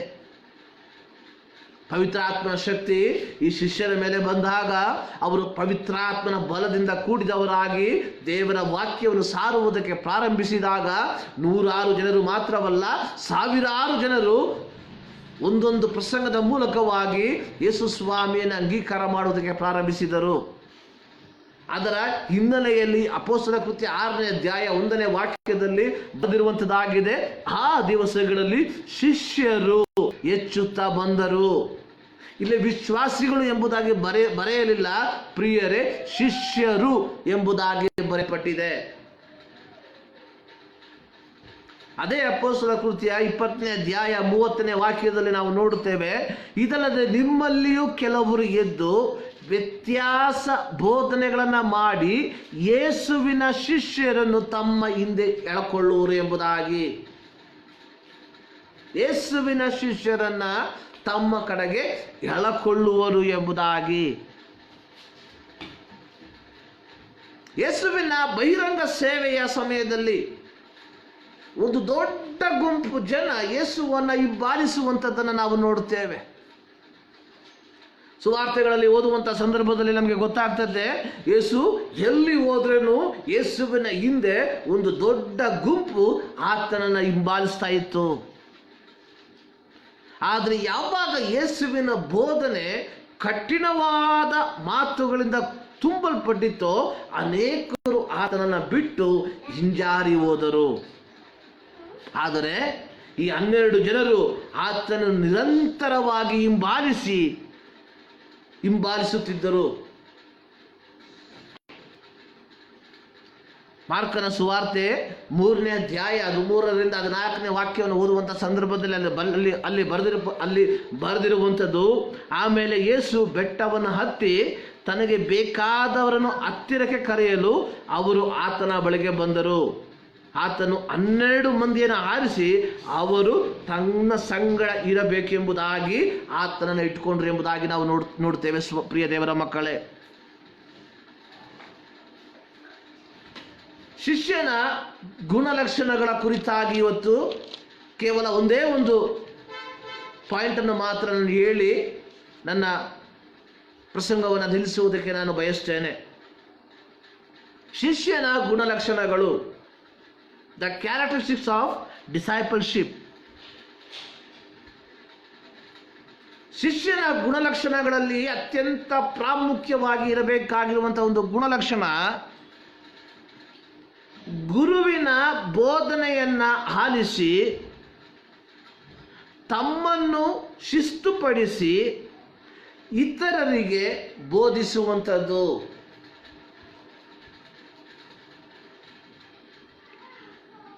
ಪುನರುತ್ಥಾನ ಹೊಂದಿದಂಥ ಯೇಸುವಿನ ಉಪದೇಶದಲ್ಲಿ ಸ್ಪಷ್ಟವಾಗಿ ಬರೆಯಲ್ಪಟ್ಟಿದೆ. ಮತ್ತಾಯನ ಸುವಾರ್ತೆ 28ನೇ ಅಧ್ಯಾಯ ಅದರ 20ನೇ ವಾಕ್ಯ, ನಾನು ನಿಮಗೆ ಆಜ್ಞಾಪಿಸಿದನ್ನೆಲ್ಲ ಕಾಪಾಡಿಕೊಳ್ಳುವುದಕ್ಕೆ ಅವರಿಗೆ ಉಪದೇಶ ಮಾಡಿರಿ ಎಂಬುದಾಗಿ.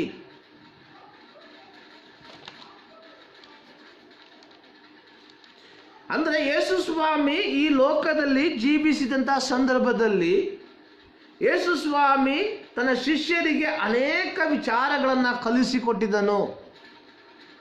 ಆದರೆ ಯೇಸು ಸ್ವಾಮಿ ಈ ಲೋಕದಿಂದ ಒಯ್ಯಲ್ಪಡುವುದಕ್ಕಿಂತ ಮುಂಚಿತವಾಗಿ ತನ್ನ ಶಿಷ್ಯರಿಗೆ ಹೇಳುವಂತಹ ಒಂದು ಮಾತಾಗಿದೆ, ನಾನು ನಿಮಗೆ ಆಜ್ಞಾಪಿಸಿದನೆಲ್ಲ ಕಾಪಾಡಿಕೊಳ್ಳುವುದಕ್ಕೆ ಅವರಿಗೆ ಉಪದೇಶ ಮಾಡಿರಿ ಎಂಬುದಾಗಿ. ಅಂದರೆ ಇಲ್ಲಿ ಶಿಷ್ಯನು ಯಾರೆಂಬುದಾಗಿ ನಾವು ನೋಡುವಾಗ, ಯಾರು ಯೇಸುವಿನ ಬೋಧನೆಯನ್ನ ಅಧ್ಯಯನ ಮಾಡುತ್ತಾರೋ, ಕಲಿಯುತ್ತಾರೋ, ಅವರೇ ನಿಜವಾದಂತಹ ಶಿಷ್ಯರು. The disciple is who not only listen but who practice. ಯೇಸು ತನ್ನ ಸೇವೆಯಲ್ಲಿ ಅನೇಕ ಬೋಧನೆಗಳನ್ನು ಮಾಡಿರುವಂಥದ್ದನ್ನು ನಾವು 4 ಸುವಾರ್ತೆಗಳಲ್ಲಿ ನೋಡ್ತೇವೆ. ಮತ್ತಾಯ, ಮಾರ್ಕ, ಲೂಕ, ಯೋಹಾನನ ಸುವಾರ್ತೆಗಳಲ್ಲಿ ಯೇಸುವಿನ ಬೋಧನೆಗಳಿಂದ ತುಂಬಲ್ಪಟ್ಟಿದೆ. ಯೇಸು ಸ್ವಾಮಿ ಮಾಡಿದಂಥ ಮೊದಲನೆಯ ಬೋಧನೆ, ದೇವರ ರಾಜ್ಯವು ಸಮೀಪವಾಯಿತು, ಮಾನಸಾಂತರ ಪಡಿರಿ ಎಂಬುದಾಗಿ. ಮತ್ತಾಯನ ಸುವಾರ್ತೆ 4ನೇ ಅಧ್ಯಾಯದಲ್ಲಿ ನಾವು ಅದನ್ನು ನೋಡುವಂಥವರಾಗಿದ್ದೇವೆ. ಮಾನಸಾಂತರ ಯೇಸುವಿನ ಬೋಧನೆಯ ಅತ್ಯಂತ ಪ್ರಾಮುಖ್ಯವಾದಂಥ ಒಂದು ವಿಚಾರವಾಗಿತ್ತು. ಪ್ರತ್ಯೇಕವಾಗಿ ಯೇಸುವಿನ ಪರ್ವತ ಪ್ರಸಂಗದಲ್ಲಿ ಯೇಸು ಸ್ವಾಮಿ ಹಳೆ ಒಡಂಬಡಿಕೆ ಮತ್ತು ಹೊಸ ಒಡಂಬಡಿಕೆ ಮಧ್ಯದಲ್ಲಿ ಕೆಲವು ವಿಚಾರಗಳನ್ನು ಹೇಳಿರುವಂಥದ್ದನ್ನು ನಾವು ನೋಡುತ್ತೇವೆ. ಮತ್ತಾಯನ ಸುವಾರ್ತೆ 5ನೇ ಅಧ್ಯಾಯದಲ್ಲಿ ನಾವು ಅದನ್ನು ನೋಡುತ್ತೇವೆ. ಇಲ್ಲಿ ಯೇಸು ಸ್ವಾಮಿ ಈ ರೀತಿ ಹೇಳ್ತಾ ಇದ್ದಾನೆ, ಹಳೆ ಒಡಂಬಡಿಕೆಯಲ್ಲಿ ನೀವು ಈ ರೀತಿ ಕೇಳಿದಿರಷ್ಟೇ, ಆದರೆ ನಾನು ನಿಮಗೆ ಹೇಳುವುದು ಈ ರೀತಿಯಾಗಿ. ಯೇಸುವಿನ ಬೋಧನೆಯನ್ನು ಕೇಳ್ರಿ. ಹಳೆ ಒಡಂಬಡಿಕೆಯಲ್ಲಿ ಮೋಶೆಯ ಧರ್ಮಶಾಸ್ತ್ರದಲ್ಲಿ ನರಹತ್ಯೆ ಮಾಡಬಾರದು ಎಂಬುದಾಗಿ ಬರೆಯಲ್ಪಟ್ಟಿದೆ, ವಿಮೋಚನಾ ಕಾಂಡ 20ನೇ ಅಧ್ಯಾಯದಲ್ಲಿ. ಆದರೆ ಮತ್ತಾಯನ ಸುವಾರ್ತೆ 5ನೇ ಅಧ್ಯಾಯ 21ನೇ ವಾಕ್ಯದಲ್ಲಿ ಯೇಸು ಸ್ವಾಮಿ ಹೇಳುವಂಥದ್ದು, ನಿನ್ನ ಸಹೋದರನ ಮೇಲೆ ಸಿಟ್ಟುಗೊಳ್ಳುವ ಪ್ರತಿಯೊಬ್ಬನು ನರಹತ್ಯೆ ಮಾಡ್ತಾನೆ ಎಂಬುದಾಗಿ. ಯೇಸುವಿನ ಬೋಧನೆ ಒಂದು, ನರಹತ್ಯೆ ಮಾಡಬಾರದು ಹಳೆ ಒಡಂಬಡಿಕೆಯ ಬೋಧನೆ. ಆದರೆ ಹೊಸ ಒಡಂಬಡಿಕೆ ಹೇಳ್ತಾ ಇದೆ, ನೀನು ಸಿಟ್ಟುಗೊಳ್ಳಬಾರದು.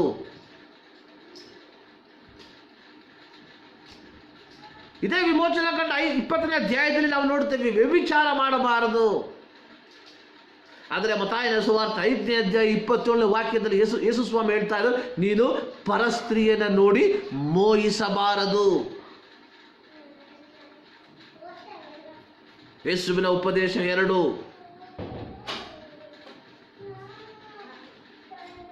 ವಿಮೋಚನಾ ಕಾಂಡದಲ್ಲಿ ನೋಡ್ತೇವೆ, ಸುಳ್ಳಾಣೆ ಇಡಬಾರದು ಎಂಬುದಾಗಿ. ಆದರೆ ಇಲ್ಲಿ ಯೇಸು ಸ್ವಾಮಿ ಹೇಳುವಂಥದ್ದು, ನಿನ್ನ ಮಾತು ಹೌದಾದರೆ ಹೌದು, ಇಲ್ಲವಾದರೆ ಇಲ್ಲ ಎಂಬುದಾಗಿ ಇರಲಿ ಎಂಬುದಾಗಿ.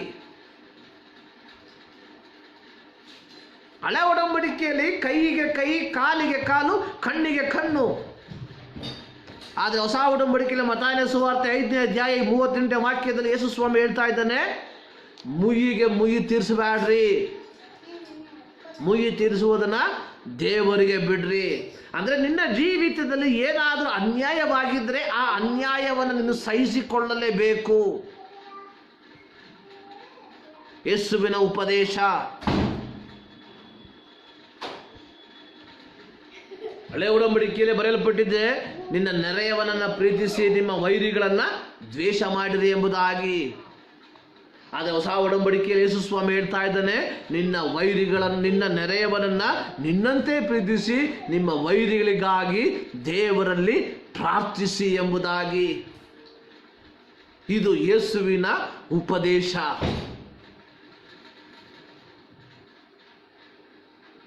ಅಂದರೆ ಯೇಸುವಿನ ಉಪದೇಶ ನಮ್ಮ ಜೀವಿತದಲ್ಲಿ ನಾವು ಕೇಳುವಂಥವರು ಮಾತ್ರವಲ್ಲ, ಈ ಉಪದೇಶವನ್ನು ನಮ್ಮ ಜೀವಿತದಲ್ಲಿ ಅಳವಡಿಸಿ ಇತರರಿಗೆ ಬೋಧಿಸುವವರಾಗಿರಬೇಕು. ಇದೇ ನಿಜವಾದಂಥ ಶಿಷ್ಯತ್ವ. ನಾವು ಅನೇಕ ಸಂದರ್ಭದಲ್ಲಿ ಯೇಸುವಿನ ಬೋಧನೆಯನ್ನು ಕೇಳ್ತೇವೆ, ಯೇಸುವಿನ ಬೋಧನೆಯನ್ನು ನಮ್ಮ ಜೀವಿತದಲ್ಲಿ ಅಳವಡಿಸಿಕೊಳ್ತೇವೆ, ಆದರೆ ಇತರರಿಗೆ ನಾವು ಬೋಧಿಸುತ್ತಿದ್ದೇವಾ ಎಂಬುವಂಥದ್ದನ್ನು ನಾವು ಒಂದು ಸಾರಿ ಪರೀಕ್ಷೆ ಮಾಡಿಕೊಳ್ಳಬೇಕು. ಯಾರು ನಿಜವಾದಂತಹ ಶಿಷ್ಯರು? ಯೋಹಾನನ ಸುವಾರ್ತೆ 8ನೇ ಅಧ್ಯಾಯ 31ನೇ ವಾಕ್ಯದಲ್ಲಿ ಯೇಸು ಸ್ವಾಮಿ ಹೇಳಿರುವಂಥ ಒಂದು ಮಾತಿದೆ. ನೀವು ನನ್ನ ವಾಕ್ಯದಲ್ಲಿ ನೆಲೆಗೊಂಡವರಾದರೆ ನಿಜವಾಗಿ ನನ್ನ ಶಿಷ್ಯರಾಗಿದ್ದು ಸತ್ಯವನ್ನು ತಿಳಿದುಕೊಳ್ಳುವಿರಿ ಮತ್ತು ಸತ್ಯವು ನಿಮ್ಮನ್ನು ಬಿಡುಗಡೆ ಮಾಡುವುದು. ಒಬ್ಬ ಶಿಷ್ಯನು ಗುರುವಿನ ಮಾತಿನಲ್ಲಿ ನೆಲೆಗೊಂಡಿರಬೇಕು. ದೇವರ ವಾಕ್ಯ ಹೇಳ್ತಾ ಇದೆ. ಇಲ್ಲಿ ಯೇಸು ಸ್ವಾಮಿ ಹೇಳ್ತಾ ಇದ್ದಾರೆ, ನೀವು ನನ್ನ ವಾಕ್ಯದಲ್ಲಿ, ದೇವರ ವಾಕ್ಯದಲ್ಲಿ ನೆಲೆಗೊಂಡಿರುವವರಾಗಿರಬೇಕು. ಯಾರು ದೇವರ ವಾಕ್ಯದಲ್ಲಿ ನೆಲೆಗೊಂಡಿರುತ್ತಾರೋ ಅವರೇ ನಿಜವಾದಂತಹ ಶಿಷ್ಯರು. ವಿಶ್ವಾಸಿಗಳಿಗೂ ಶಿಷ್ಯರಿಗೂ ಅಜಗಜಾಂತರ ವ್ಯತ್ಯಾಸಗಳನ್ನು ನಾವು ಕಾಣ್ತೇವೆ.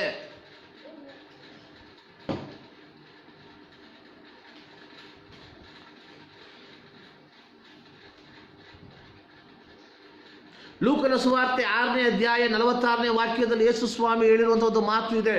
ನನ್ನನ್ನು ಸ್ವಾಮಿ ಸ್ವಾಮಿ ಅಂತ ಕರೆದು ನಾನು ಹೇಳುವುದನ್ನು ನಡೆಸದೆ ಇರುವುದೇಕೆ ಎಂಬ ಒಂದು ಪ್ರಶ್ನೆಯನ್ನು ಕೇಳ್ತಾ ಇದ್ದಾನೆ.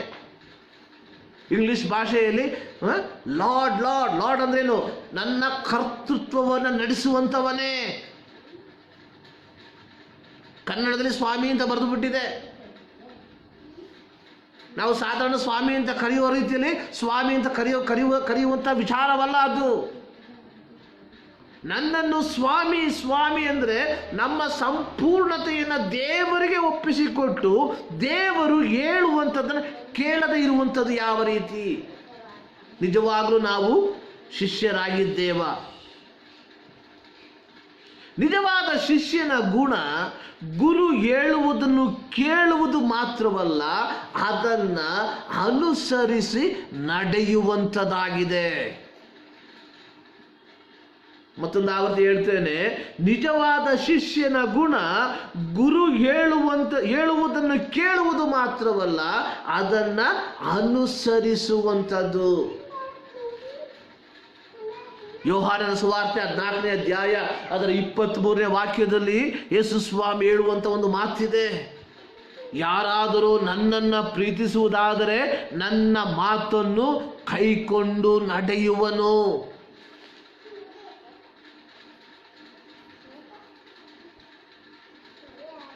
ಯಾರಿಗೆ ಬೇಕಾದರೂ ಒಬ್ಬ ವಿಶ್ವಾಸಿಯಾಗಿ ಜೀವಿಸಬಹುದು, ಆದರೆ ಒಬ್ಬ ಶಿಷ್ಯನಾಗಿ ಜೀವಿಸುವಂಥದ್ದು ಸುಲಭದ ಮಾತಲ್ಲ.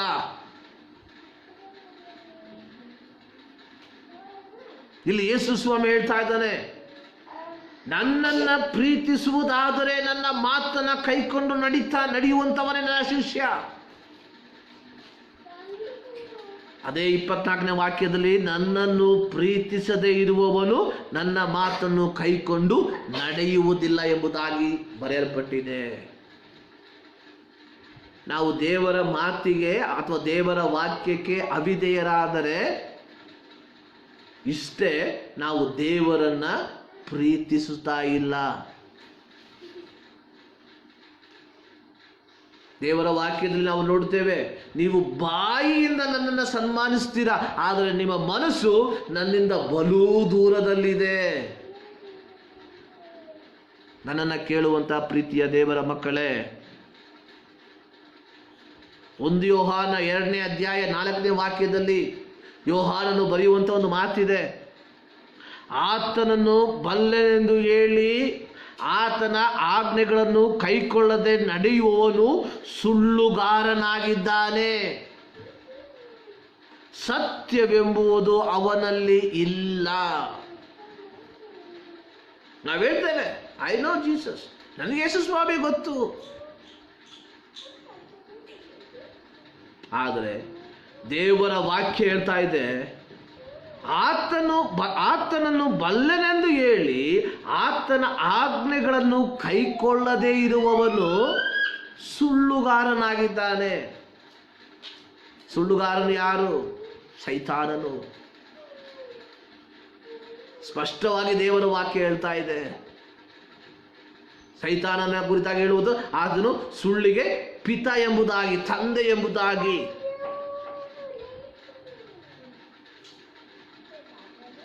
ನಾವು ನಿಜವಾದಂಥ ಶಿಷ್ಯರಾಗಿದ್ರೆ ನಮ್ಮ ಗುರು ಕಲಿಸಿಕೊಟ್ಟಿರುವಂಥದ್ದನ್ನು ನಮ್ಮ ಜೀವಿತದಲ್ಲಿ ಅಳವಡಿಸುವುದು ಮಾತ್ರವಲ್ಲ, ನಾವು ಇತರರಿಗೆ ಬೋಧಿಸುವವರಾಗಿರ್ತೇವೆ.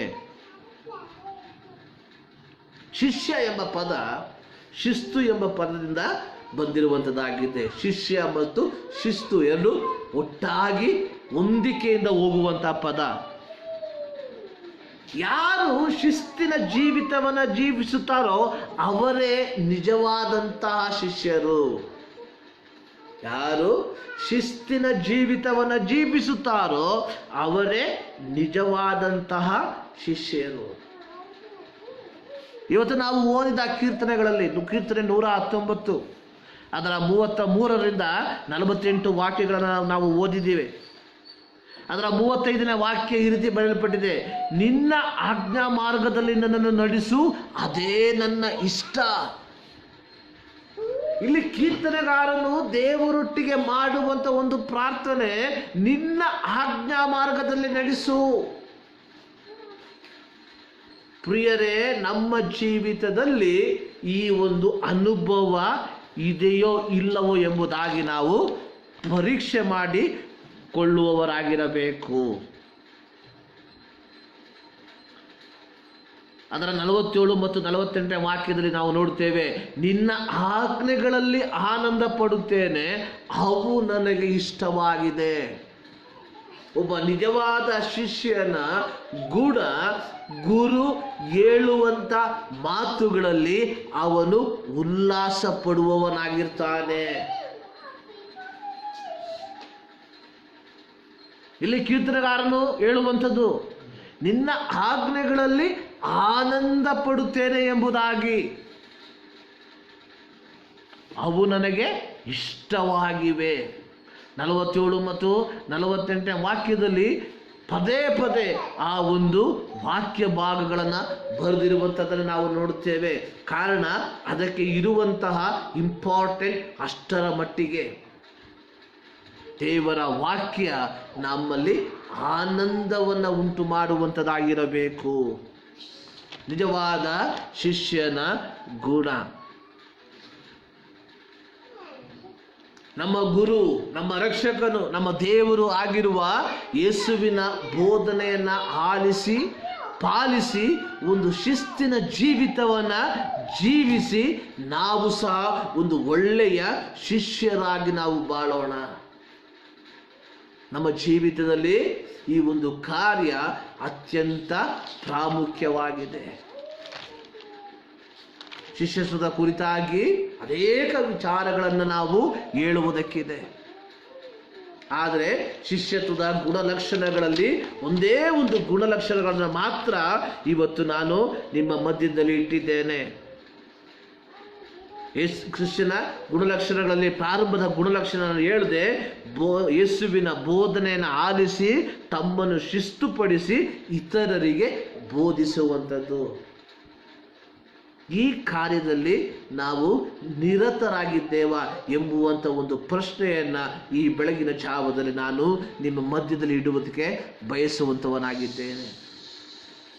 ಕಾರಣ ಯೇಸು ಸ್ವಾಮಿ ದ ಗ್ರೇಟ್ ಕಮಿಷನ್ ಮತ್ತಾಯನ ಸುವಾರ್ತೆ 28ನೇ ಅಧ್ಯಾಯದಲ್ಲಿ ಅದರ 18ರಿಂದ ಕೆಳಗಿನ ವಾಕ್ಯದಲ್ಲಿ ನಾವು ನೋಡುವಂಥ ಸಂದರ್ಭದಲ್ಲಿ ಆತನು ಹೇಳಿರುವಂಥದ್ದು ಬಹಳ ಒಂದು ಮಾತು ಇದೆ. ಅದರ 20ನೇ ವಾಕ್ಯದಲ್ಲಿ ನಾವು ಓದಿದ್ದೇವೆ, ನಾನು ನಿಮಗೆ ಆಜ್ಞಾಪಿಸಿದನೆಲ್ಲ ಕಾಪಾಡಿಕೊಳ್ಳುವುದಕ್ಕೆ ಅವರಿಗೆ ಉಪದೇಶ ಮಾಡಿರಿ ಎಂಬುದಾಗಿ. ಹೌದು ಪ್ರಿಯ ದೇವರ ಮಕ್ಕಳೇ, ನಾವು ಕಲಿತಿರುವಂಥದ್ದನ್ನು ನಾವು ಕಂಡುಕೊಂಡಿರುವಂಥದ್ದನ್ನು, ನಾವು ಅನುಭವಿಸುತ್ತಿರುವಂತಹ ಈ ಆತ್ಮಿಕ ಸಂತೋಷವನ್ನು, ಈ ಆತ್ಮಿಕ ಐಕ್ಯತೆಯನ್ನು ಇತರರಿಗೆ ಬೋಧಿಸುವುದಕ್ಕೆ ನೀನು ನಾನು ಬಾಧ್ಯಸ್ಥರಾಗಿದ್ದೇವೆ. ಯೆಸ್ಕೇಲನ ಪುಸ್ತಕದಲ್ಲಿ ನಾವು ನೋಡ್ತೇವೆ, ಸರ್ವಶಕ್ತನಾದ ದೇವರು ಯೆಸ್ಕೇಲನಿಗೆ ಹೇಳುವಂಥ ಒಂದು ಮಾತು, ನಾನು ದುಷ್ಟನಿಗೆ ನೀನು ಸತ್ತೇ ಸಾಯುತ್ತಿ ಎಂಬುದಾಗಿ ನಾನು ಆಜ್ಞಾಪಿಸುವಾಗ ನೀನು ಅವನಿಗೆ ಆಜ್ಞಾಪಿಸದೆ ಹೋದರೆ ಅವನು ತನ್ನ ದುಷ್ಟತನದಿಂದ ಸಾಯುತ್ತಾನೆ, ಆದರೆ ನಿನಗೆ ನಾನು ಲೆಕ್ಕವನ್ನು ಕೇಳ್ತೇನೆ. ದೇವರು ನಮ್ಮಿಂದ ಲೆಕ್ಕವನ್ನು ಕೇಳುವಂಥದ್ದು, ದೇವರು ನಮಗೆ ಕೊಟ್ಟಿರುವಂಥ ತಲಾಂತುಗಳನ್ನು ಯಾವ ರೀತಿಯಾಗಿ ವ್ಯಾಪಾರ ಮಾಡಿದ್ದೇವೆ ಎಂಬುದಾಗಿ. ತಲಾಂತಿನ ವಿಚಾರವಾಗಿ ನಾವು ಧ್ಯಾನ ಮಾಡುವುದಾದರೆ ಅದೇ ಒಂದು ದೊಡ್ಡ ಒಂದು ವಿಷಯವಾಗಿರ್ತದೆ ಪ್ರಿಯ ದೇವರ ಮಕ್ಕಳೇ. ಆದರೂ ಸಂಕ್ಷಿಪ್ತವಾಗಿ ಹೇಳ್ತೇನೆ. ಯೇಸು ಸ್ವಾಮಿ ಹೇಳ್ದ, ಒಬ್ಬನಿಗೆ 5 ತಲಾಂತು, ಒಬ್ಬನಿಗೆ 3 ತಲಾಂತು, ಒಬ್ಬನಿಗೆ 1 ತಲಾಂತನ ಕೊಟ್ಟು ಲೆಕ್ಕ ಕೇಳುವಾಗ 5 ತಲಾಂತನ ಹೊಂದಿದ್ದವನು 5 ತಲಾಂತನ ಸಂಪಾದನೆ ಮಾಡಿದ ಒಳ್ಳೆಯ ಶಿಷ್ಯ. 2 ತಲಾಂತನ ಹೊಂದಿದ್ದವನು ಇನ್ನೂ 2 ತಲಾಂತನ ಆತನು ವ್ಯಾಪಾರ ಮಾಡಿದ ಅತ್ಯುತ್ತಮನಾದಂಥ ಶಿಷ್ಯ. ಆದರೆ 1 ತಲಾಂತು ಹೊಂದಿದಂಥವನು, ಸತ್ಯವೇದ ಹೇಳ್ತಾ ಇದೆ, ಅವನು ಗುಂಡಿಯನ್ನು ಅಗಿದು ಅದನ್ನು ಅಲ್ಲಿ ಹೂತಾಕದ ಎಂಬುದಾಗಿ. ಆ ವಾಕ್ಯ ಭಾಗವನ್ನು ಓದುವಾಗ ಗೊತ್ತಾಗ್ತದೆ, ಅಲ್ಲಿ ಬರೆದಿರುವಂಥದ್ದು. ಅಲ್ಲಿ ಯಜಮಾನನು ಈ 5 ತಲಾಂತನ ಸಂಪಾದಿಸಿದವನಿಗೆ ಹೇಳುವಂಥ ಮಾತು, ಯಜಮಾನನು 2 ತಲಾಂತು ಸಂಪಾದಿಸಿದವನಿಗೆ ಹೇಳುವಂಥ ಮಾತು, ಇದೇ ಯಜಮಾನನು 1 ತಲಾಂತು ಸಂಪಾದಿಸಿದವನಿಗೆ ಹೇಳಿದಂಥ ಮಾತು ನಮಗೆ ಎಷ್ಟು ಏನೆಂಬುದಾಗಿ ನಮಗೆ ಚೆನ್ನಾಗಿ ಗೊತ್ತುಂಟು ಪ್ರಿಯ ದೇವರ ಮಕ್ಕಳೇ. ಸೊ ಈ ಬೆಳಗಿನ ಜಾವದಲ್ಲಿ let us examine our life, ನಮ್ಮ ಜೀವಿತವನ್ನು ಒಂದು ಸಾರಿ ಯೋಚನೆ ಮಾಡೋಣ. ನಾನು ಒಬ್ಬ ನಂಬಿಗಸ್ತನಾದ ಶಿಷ್ಯನಾಗಿದ್ದೀನ? ದೇವರಿಂದ ಹೊಂದಿಕೊಂಡಂತಹ ಉಪದೇಶವನ್ನು ಇತರರಿಗೆ ನಾನು ಬೋಧಿಸ್ತಾ ಇದ್ದೇನಾ? ಇಲ್ಲಿ ಅಪೊಸ್ತಲನಾದ ಪೌಲನು ತಿಮೋತಿಯನಿಗೆ ಹೇಳಿರುವಂಥ ಒಂದು ಮಾತು, ನನ್ನ ಮಗನೇ, ನೀನು ಕ್ರಿಸ್ತ ಯೇಸುವಿನಲ್ಲಿರುವ ಕೃಪೆಯಿಂದ ಬಲ ಹೊಂದಿದವನಾಗು. ನೀನು ನನ್ನಿಂದ ಅನೇಕ ಸಾಕ್ಷಿಗಳ ಮುಂದೆ ಕೇಳಿದ ಉಪದೇಶವನ್ನು ಇತರರಿಗೆ ಬೋಧಿಸಶಕ್ತರಾದ ನಂಬಿಗಸ್ತ ಮನುಷ್ಯರಿಗೆ ಒಪ್ಪಿಸಿಕೊಡು ಎಂಬುದಾಗಿ. ಕ್ರೈಸ್ತ ಜೀವಿತ ಒಂದು ರಿಲೇ ಆಗಿದೆ. ನಮ್ಮ ಕೈಗೆ ಸಿಕ್ಕುವಂಥ ಬ್ಯಾಟನನ್ನು ನಾವು ಇತರರಿಗೆ ಕೊಡುವುದಕ್ಕೆ ಬಾಧ್ಯಸ್ಥರಾಗಿದ್ದೇವೆ. 2000 ವರ್ಷಗಳ ಹಿಂದೆ ಯೇಸು ಕ್ರಿಸ್ತನಿಂದ ಪ್ರಾರಂಭಿಸಲ್ಪಟ್ಟಂಥ ಈ ರಕ್ಷಣೆಯ ಸುವಾರ್ತೆಯನ್ನು ಅನೇಕರ ಕೈಗಳ ಮೂಲಕ ನಮ್ಮ ಕೈಗೆ ಬಂದದರ ಫಲವಾಗಿ ಇವತ್ತು ನೀನು ನಾನು ಈ ದೇವರನ್ನು ಆರಾಧಿಸ್ತಾ ಇದ್ದೇವೆ. ನಮ್ಮ ಕೈಯಲ್ಲಿ ಬಂದಿರುವಂಥ ಈ ಸುವಾರ್ತೆ ಎಂಬ ಒಂದು ಬ್ಯಾಟನನ್ನು ನಾವು ಇತರರಿಗೆ ಒಪ್ಪಿಸುವುದಕ್ಕೆ ಬಾಧ್ಯಸ್ಥರಾಗಿದ್ದೇವೆ ಪ್ರಿಯ ದೇವರ ಮಕ್ಕಳೇ. ಕ್ರೈಸ್ತತ್ವ ಮುಂದುವರಿಯುತ್ತಾ ಇರ್ತದೆ, ಕ್ರಿಸ್ತನ ಸುವಾರ್ತೆ ಮುಂದಕ್ಕೆ ಹೋಗ್ತಾ ಇರ್ತದೆ. ನಾವೆಲ್ಲರೂ ಯೇಸು ಕ್ರಿಸ್ತನ ಬರೋಣವನ್ನು ಎದುರು ನೋಡುವಂಥವರಾಗಿದ್ದೇವೆ. ಮಾರ್ಕನ ಸುವಾರ್ತೆಯಲ್ಲಿ ನಾವು ನೋಡ್ತೇವೆ, ಇಡೀ ಪ್ರಪಂಚ ಯೇಸು ಕ್ರಿಸ್ತನ ಸುವಾರ್ತೆಯನ್ನು ಯಾವಾಗ ಕೇಳಿ ಮುಗಿಸುತ್ತದೋ ಆವಾಗ ಅಂತ್ಯವು ಬರ್ತದೆ ಎಂಬುದಾಗಿ. ವಿವಿಧ ಮಾಧ್ಯಮಗಳ ಮೂಲಕವಾಗಿ ಕ್ರಿಸ್ತನ ಸುವಾರ್ತೆಯನ್ನು ಸಾರುವಂಥದ್ದನ್ನು ನಾವು ನೋಡುತ್ತೇವೆ. ರೇಡಿಯೋ ಮಾಧ್ಯಮದ ಮೂಲಕವಾಗಿ, TV ಮಾಧ್ಯಮದ ಮೂಲಕವಾಗಿ, ಇವಾಗ ಈ ಸೋಷಲ್ ನೆಟ್ವರ್ಕಿಂಗ್ ಮೂಲಕವಾಗಿ ನಾವು ದೇವರ ಸುವಾರ್ತೆಯನ್ನು ಸಾರ್ತಾ ಇದ್ದೇವೆ.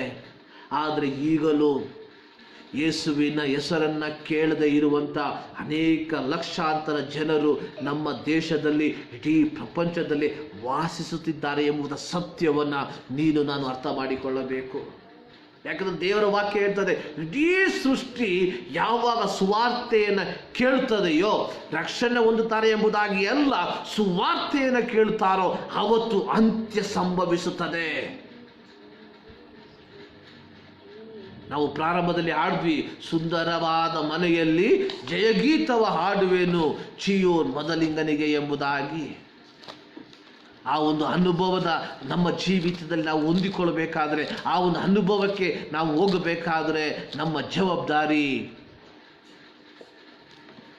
ಈ ಕ್ರಿಸ್ತನ ಸುವಾರ್ತೆಯನ್ನು ಇತರರಿಗೆ ಸಾರುವಂಥದ್ದಾಗಿರಬೇಕು.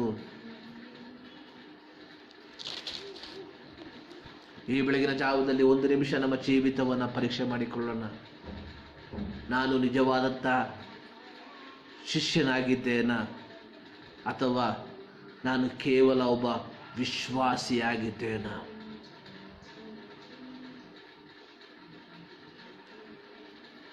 There's a lot of difference between the disciple and the believers.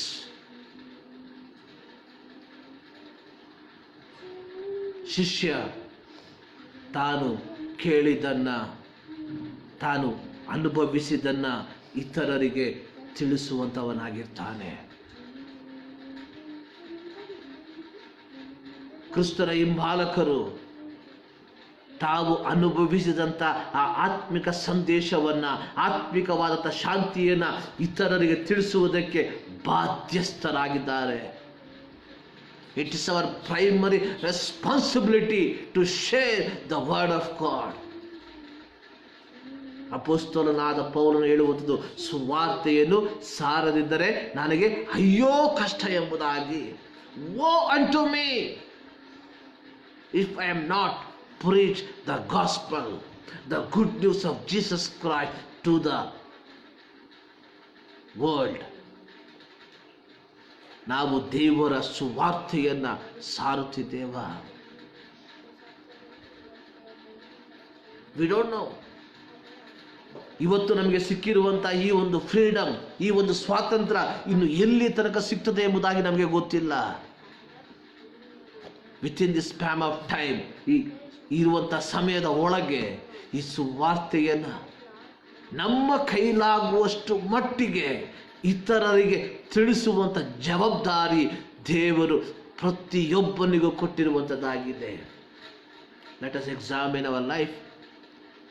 Am I a disciple or am I a believer? ಈ ಒಂದು ಪ್ರಶ್ನೆಯನ್ನು ನಿಮ್ಮ ಮುಂದೆ ಇಡ್ತಾ ಇದ್ದಾನೆ. Let us pray. ನಮ್ಮ ಕಣ್ಣುಗಳನ್ನು ಮುಚ್ಚಿ ನಾವು ಪ್ರಾರ್ಥನೆ ಮಾಡೋಣ.